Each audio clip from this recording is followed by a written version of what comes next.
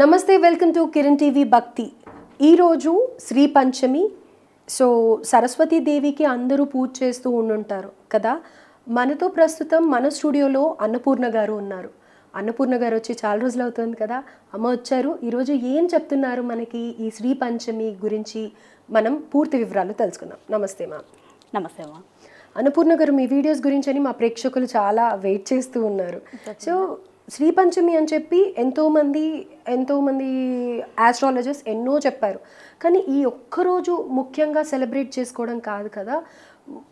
Life long పిల్లలకి education అనేది important కాబట్టి పేరెంట్స్గా ఏదన్నా ఒక మంచి మంత్రం కానీ తంత్రం కానీ ఏదన్నా రెమెడీ, తంత్రం is equal to remedy, right? So అలా ఏదన్నా మీ నోటి నుంచి మీ ఫ్యాన్స్ గురించి ఏదన్నా చెప్తారా? తప్పకుండా అమ్మ. నిజంగా ఫస్ట్ ఆఫ్ ఆల్ మన కిరణ్ టీవీ ప్రేక్షకులకు చాలా రోజుల తర్వాత కనబడుతున్నాం కాబట్టి సో అందరికీ కూడా మంచి జరగాలని కోరుకుంటూ మనం ఈ ప్రోగ్రామ్ స్టార్ట్ చేద్దాం. ఇక మీరు అన్నట్టు శ్రీ పంచమి, వసంత పంచమి కేవలం పండగలు వచ్చిన రోజే, మామూలుగా తొలి ఏకాదశి అంటాం, ఇవన్నీ అంటాం. పండగ వచ్చిన రోజే ఆ మంత్రాన్ని చదవాలా, ఆ వచ్చిన రోజు ఒకరోజు చదివి తెల్లవారి నుంచి చదవకున్నా సరేనా, ఆ రోజు ఒక్కరోజే హడావుడి, అలా కాదమ్మా ఏదైనా. ఎందుకంటే మనం ఏదైనా చేసాము అంటే అది కంపల్సరీ భక్తికి సంబంధించి మనం ఏది చేసినా కూడా అది లైఫ్ లాంగ్, అంటే ఈ రోజుతో మొదలుపెట్టి, ఈ రోజు మంచి రోజు, ఈ రోజుతో మొదలుపెట్టి అయినా కూడా మనం కంటిన్యూ చేయొచ్చు, లైఫ్ లాంగ్ కూడా చేయొచ్చు. ఒక్కరోజు చేసి మానేసేది కాదు మనకి వేదిక మంత్రాస్ కానీ ఏదైనా కూడా.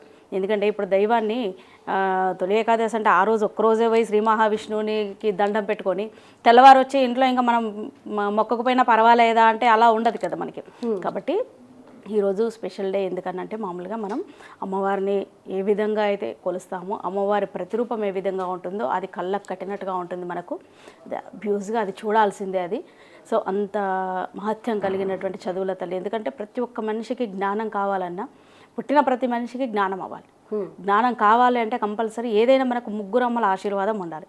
ముగ్గురమ్మలు అంటే ఎవరు? సౌభాగ్యానికి సంబంధించి, చదువుకు సంబంధించి, లక్ష్మికి సంబంధించి, ఐశ్వర్యానికి సంబంధించి. ఆ మూడు ఉంటే మనిషికి అసలు కొదువే ఉండదు, ఏది అసలు అడగడానికి ఏముండదు ఫస్ట్ ఆఫ్ ఆల్. సో జ్ఞానం కావాలంటే కంపల్సరీ అమ్మ పాదాలు పట్టుకోవాల్సిందే మనకి. అమ్మ పాదాలు ఒక్కరోజు పట్టుకుంటే ఇంకా జీవితాంతం వస్తుందంటే కాదు. ఎల్లవేళలా అంటే ఒక స్టూడెంట్ అనేటువంటి వాడు, అంటే మనం ఎంత స్టూడెంట్ కానీ ఎంత ముసలి వాళ్ళు కానీ పుట్టినటువంటి ప్రతి వ్యక్తి చనిపోయే వరకు కూడా లెర్నర్సే, నేర్చుకోవడమే ఉంటుంది. ఎందుకంటే లైఫ్లో ఏ విధమైన పాఠాలు కావచ్చు, చదవనే కాదు, జీవిత పాఠాలు కావచ్చు. ఎందుకంటే ఒకరి దగ్గర నుంచి ఒకరు మోసపోయి ఇంకోసారి మనం మోసపోకూడదు అన్నది కూడా మనకు ఒక గుడ్ లెసన్, అంతే కదా. ఏదైనా బ్యాడ్ ఎదురైనప్పుడు ఆ బ్యాడ్ ఇంకొకసారి చెయ్యొద్దు అంటే మళ్ళీ మంచి నేర్చుకోవాలి మనం. ఆ మంచి నేర్చుకోవాలంటే కూడా లెర్నర్సే కదా మనం, ఇప్పుడు జీవితాంతాన్ని చదివే అనేటువంటిది. కాబట్టి అమ్మ పాదాలు మనకి ఎప్పుడు కూడా అవసరమే. మీరు అన్నట్టు మనకు వసంత పంచమి, శ్రీ పంచమి ఇట్లాంటి పర్వదినాల్లో అమ్మవారిని మనం పిల్లలతో భక్తి శ్రద్ధలతో, మామూలుగా కొందరికి ఏంటంటే ఆనవాయితీ ఉంటుంది గుడిలోకి వెళ్ళడం, వాళ్ళ చేత పలకలవి ఒక 5 కానీ 11 కానీ అలా స్లేట్, చిన్నపిల్లలైతే స్లేటు పెన్సిల్ ఇప్పించడం అలవాటు ఉంటుంది. కొన్ని తెల్ల బియ్యం అలాంటి అమ్మవారికి సంబంధించినటువంటి తెలుపు వస్త్రాలు కావచ్చు. అమ్మవారికి తెలుపు అంటే ఇష్టం కాబట్టి తెలుపు రంగులో ఉండేటువంటివి దానం చేయటం, లేదా పూజారికి అక్కడ పంచలు అవి దానం చేయడం, ఆయనతో మళ్ళీ అక్షరాభ్యాసం చేయించుకోవడం, అక్కడ అమ్మవారి గుళ్ళో అమ్మవారి ఎదురుగా ఉండి శ్రీకారం చేయించుకోవడం. మనం పెద్దవాళ్ళం అయినా కూడా అక్కడ ఏదో నోట్బుక్ అట్లాంటివి తీసుకెళ్ళి కూడా అక్కడ అమ్మవారికి సంబంధించిన మంత్రాలు రాయడం, చదవడం, అది ఆనవాయితీగా ఉంటుంది. అంతేకాకుండా ఇంకా అమ్మవారికి మరువం అంటే చాలా ఇష్టం. మరువంతో పూజ చేయడం అమ్మవారిని. మరువం అనేటువంటిది ఇంకా అసలు అది ఇక్కడ ఉంటే ఎక్కడికో మనకు మంచి స్మెల్. ఎందుకంటే వెంకటేశ్వర స్వామి కూడా మరువం అంటే చాలా ఇష్టం మనకి. ఇళ్లలో కూడా ఈ మధ్య చాలా మంది పెంచుకుంటున్నారు మరువం, ఎందుకంటే లక్ష్మీప్రదం అని చెప్పేసి. మరువంతో అమ్మవారికి పూజ చేయడం. అంతేకాకుండా పసుపు వస్త్రాలు కూడా దానం చేయడం, పసుపు వస్త్రాలు కట్టుకొని కూడా మనం పూజలు చేయడం. ఎందుకంటే పసుపు గణపతికి ప్రీత్యర్థం.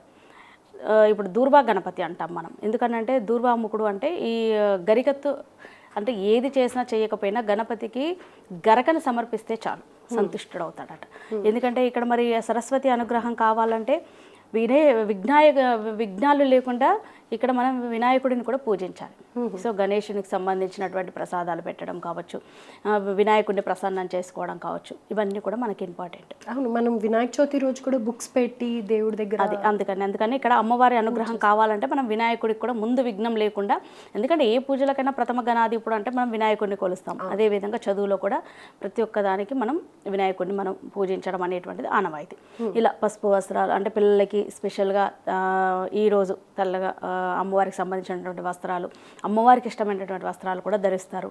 అలా వెళ్ళి కూడా అమ్మవారిని దర్శనం చేసుకొని, అంటే వాళ్ళ లైఫ్లో ఇన్ని రోజులు ఉన్నటువంటి స్ట్రగుల్స్ ఏదైతే ఉందో చదువులో, ఎస్పెషల్లీ చదువుకు సంబంధించినటువంటి స్ట్రగుల్స్ ఏదైతే ఉందో అవన్నీ కూడా పోయి ఇక మీద నుంచి, అంటే నీ గుడిలో ఈ రోజు మేము అడుగు పెడుతున్నాం, ఈ రోజు నుంచి నాకు ఏ స్ట్రగుల్స్ నాకు చదువుకు సంబంధించినవి ఉండకూడదు అని మనస్ఫూర్తిగా వేడుకొని రావడం. అమ్మ ఇప్పుడు చదువు అని అంటే కనుక చదువు ఒక్కటి రాయడం పలకడమే కాకుండా ఆ చదవలేకపోవడానికి కూడా కొన్ని కారణాలు ఉంటాయి కదా, అవన్నీ కూడా తీరిపోతాయి అంటారా? ఎవరైతే తల్లిదండ్రులు, అంటే కొంతమంది పిల్లలు హైపర్ యాక్టివ్ ఉంటారు, కొంతమంది పిల్లలు కాన్సన్ట్రేట్ చేయరు, తర్వాత ఏమంటారు రాయటానికి ఇంట్రెస్ట్ చూపించరు, మొండిగా ఉంటారు, ఇలాంటి అన్ని ప్రాబ్లమ్స్కి కూడా ఇప్పుడు మీరు చెప్పబోయే రెమెడీ తప్పకుండా పనిచేస్తుంది. మనం ఇక ముందు కూడా చదువుకు సంబంధించి ఇంకా చాలా రెమెడీస్ చెప్పుకుందాము. ఎందుకంటే మీరు అన్నారు హైపర్ యాక్టివిటీ అని చెప్పి, కొందరు లో అంటే కొందరు ఏం చేస్తారు, మనకు అసలు నాకు రాదులే అని నెగ్లెక్ట్ తీసేయడం. అంటే ఒక్క సమస్యకు ఒక్కొక్క ప్రాబ్లంకు తగ్గట్టు మనకు ప్రాబ్లం బేస్డ్ మనకు కంపల్సరీ రెమెడీ ఉంటుంది. ఒక్కొక్క ప్రాబ్లానికి ఒక్కొక్క రెమెడీ తప్పకుండా చెప్పుకుందాం. అయితే స్పెషల్గా మనం అమ్మవారి గురించి మాట్లాడుకుంటున్నాం, చదువు గురించి జనరల్గా మాట్లాడుకుంటున్నాం కాబట్టి ప్రతి ఒక్క స్టూడెంట్ కావచ్చు, పెద్దవాళ్ళు కావచ్చు, ఎగ్జామ్స్ రాసే వాళ్ళు కావచ్చు, గ్రూప్స్, ప్రతి ఒక్క దానికి ఎవరు ప్రిపేర్ అయినా, పెద్దవాళ్ళు చిన్నవాళ్ళు, జాబ్స్ లో కూడా మనం నిత్య విద్యార్థులమే కదా, ఎందుకంటే జాబ్ లో మనం రాణించాలి అన్న ఏదో ఒక సాఫ్ట్వేర్ నేర్చుకోవాలి, ఏదో ఒకటి అప్డేట్ అవుతూ ఉండాలి. సో ఎవరికైనా పనికొచ్చేలాగా మీరు ఇప్పుడు అందరికి ఈ రోజు నుంచి మొదలు పెట్టండి, ఈ రోజు మంచి రోజు కాబట్టి, లేదా శుక్రవారం రోజు ఈ ఎపిసోడ్ ఈ రోజు వస్తే ఈ రోజు స్టార్ట్ చేయండి, లేదంటే శుక్రవారం రోజు అమ్మవారిని మంచిగా ప్రార్థించుకొని మొదలు పెట్టండి. మీ పిల్లలు అనలేకపోతే రోజు వాళ్ళ పేరుతో మీరు చేయండి. చిన్నపిల్లలు అనలేకపోతే, లేదు వాళ్ళు కూర్చొని చదువుకునే స్పెసిఫిక్గా ఒక ప్లేస్ అంటూ ఉంటుంది, ఆ ప్లేస్ దగ్గర కూడా మనం ఆ మంత్రాన్ని అతికించవచ్చు, పేస్ట్ చేయొచ్చు. వాళ్ళు చదువుకునే దగ్గర, వాళ్ళు పేస్ట్ చేసే దగ్గర చేయొచ్చు, లేదా వాళ్ళ బుక్స్ మీద కూడా రాయొచ్చు. మనం రాసి వాళ్ళ తరఫున మనం చేయొచ్చు. ఇక చదవగలిగే వాళ్ళు మాత్రం 108 సార్లు రోజు అమ్మవారి మంత్రాన్ని చదువుకొని బుక్స్ ఓపెన్ చేసి చదువుకోండి. ఏంటంటే అది ఓం ఐం సరస్వత్యై నమః, ఓం ఐం సరస్వత్యై నమః. ఈ మంత్రాన్ని ఫస్ట్ మీరు జపించేటప్పుడు మీ దేవుడి గదిలో, పూజా గదిలో కూర్చొని అమ్మవారిని ఆవాహన చేసుకుని, అంటే ఇది సరస్వతి మంత్రం. మామూలుగా అన్ని బీజ మంత్రాలు మనం పలకలేం, కానీ కొన్ని మంత్రాలు మనం చేసుకోవచ్చు, పలకొచ్చు. అమ్మవారే నాకు ఇది ఆనతి ఇస్తుంది, అంటే అమ్మవారు నా గురువు, అమ్మవారు నాకు ఈ మంత్రం చెప్తుంది అనుకొని మనం ఆ రోజు నుంచి స్టార్ట్ చేసుకోండి. ఓం ఐం సరస్వత్యై నమః అనేటువంటి మంత్రాన్ని రోజు 108 సార్లు చదువుకొని బుక్స్ ఓపెన్ చేసుకోండి. మంచిగా మీకు చూడండి మీరు రిజల్ట్. మనం ఏది చెప్పినా కంపల్సరీ రిజల్ట్ బేస్డే చెప్తున్నాం. మనము కంపల్సరీ మనకు ఆ రిజల్ట్ అనేటువంటిది వస్తుంది. అంటే ఇవాళ చదివిన రేపే వస్తుందా రిజల్ట్ కాదు, మనం నిష్ఠ, మన భక్తి ఎంత మేరకైతే ఉంటుందో, మన శ్రద్ధ ఎంత మేరకైతే ఉంటుందో అంత మేరకు మనం ప్రతి ఒక్క దానిలో రాణించడానికి అవకాశం ఉంటుంది. కంపల్సరీ పిల్లల బుక్స్ మీద కూడా రాయండి. మీరు వాళ్ళకి సంబంధించినటువంటి అనగలిగే వాళ్ళు చెప్పండి, పిల్లలతో నోటితో అనిపించండి. రోజు ఇది చేసి తప్పకుండా మీరు చదువుకోండి. తప్పకుండా మీకు చదువులో ఏదైనా డ్రాబ్యాక్స్ ఉన్నా, లేదా ఇంకా ఏదైనా ఎగ్జామ్స్ అప్పుడు ఇంకేదైనా ఇబ్బందులు ఉన్నా, ఫియర్ ఉన్నా, కొందరికి ఎగ్జామ్స్ అంటే భయం ఉంటుంది, అలాంటివి ఏదన్నా ఉన్నా కూడా దీని ద్వారా మీకు తప్పకుండా మీకు ఆల్రెడీ తెలుస్తుంది. ఇంటర్నల్గా మనం మంత్రం చదువుతూ ఉంటేనే 108 టైమ్స్ చదివేసరికి మీకు ఆ ఫీలింగ్ అనేటువంటిది వస్తుంది, ఆ సెన్సేషన్ అనేటువంటిది వస్తుంది. నేను వద్దన్నా కూడా మీరే చదువుతారు. ఆ వైబ్రేషన్స్ వల్ల ఆటోమేటిక్గా వాళ్ళే అడిక్ట్ అయిపోతారు అవుతుంది. రైట్. సో చాలా చిన్న మంత్రం, పెద్ద మంత్రం ఏం కాదు, అండ్ పవర్ఫుల్ మంత్రం కూడా. లైక్ అందులో కొన్ని బీజాక్షరాలు ఉన్నాయి. ఇప్పుడు ఎవరైతే బీజాక్షరాలు చదవచ్చా అని డౌట్ పడే వాళ్ళకి మీరు ఏం చెప్తారు? ఏం లేదు, అందులో పెద్ద బీజాక్షరాలు. ఓం ఐం సరస్వతి నమః, సరస్వతి నమః అనేదే మనం అమ్మవారిని కొలుస్తున్నాం. ఓం అనేటువంటిది ఓంకారం నుంచి పుట్టింది, ఓం మనం పలికేటువంటి శబ్దం. ఐం అనేటువంటిది మామూలుగా అదే చెప్తున్నాను. మనకు శంకరాచార్యుల వారు బీజాక్షరాలు ఇచ్చేటప్పుడు కొన్ని హార్మ్ఫుల్ కాకుండా మనకు సాత్వికంగా పలికేటువంటి, అందరూ చదవగలిగేటువంటివి కూడా మనకి ఇచ్చారు. ఇది అందరూ చదవగలిగినటువంటి మంత్రం. కాకపోతే అమ్మవారి ముఖంగా, అమ్మవారిని గురువుగా అనుకొని మనం ఆ మంత్రాన్ని జపిస్తున్నాం. తీసుకోవాలి మనం, అమ్మవారే నాకు చెప్తుంది అనేటువంటి ఉద్దేశంతో ఆ మంత్రాన్ని స్వీకరించి జపించండి నిత్యం. ఇలాంటి ప్రాబ్లమ్స్ ఉన్నా మీకు ఇదవుతాయి. అంతేకాకుండా ముందు మనం వినాయకుడు అన్నాము, చదువుకునేటప్పుడు కూడా పిల్లల స్టడీ టేబుల్ దగ్గర వినాయకుడి యొక్క పిక్చర్ కూడా అతికించి ప్రతి బుధవారం కొంచెం గరిక, దూర్వం అంటే గరికను అర్పించి ఇచ్చేసుకోండి.